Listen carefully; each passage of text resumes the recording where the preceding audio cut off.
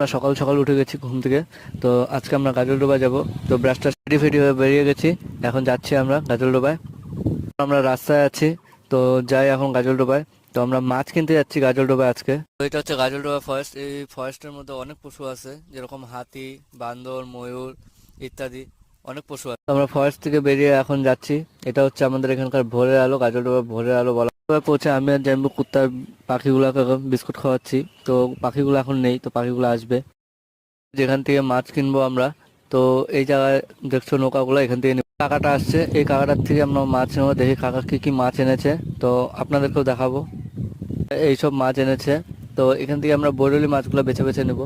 আমাদের মাছ কিনা হয়ে গেছে। এখন তো মাছ টাছ কিনে আমরা এখন বাড়ি যাচ্ছি। এটা হচ্ছে গাজলডোবার নিউ ব্রিজটা, যেটা নতুন বানানো হয়েছে। তো এর আগেও ভিডিও করেছিলাম, যেটা দেখানো হয়নি।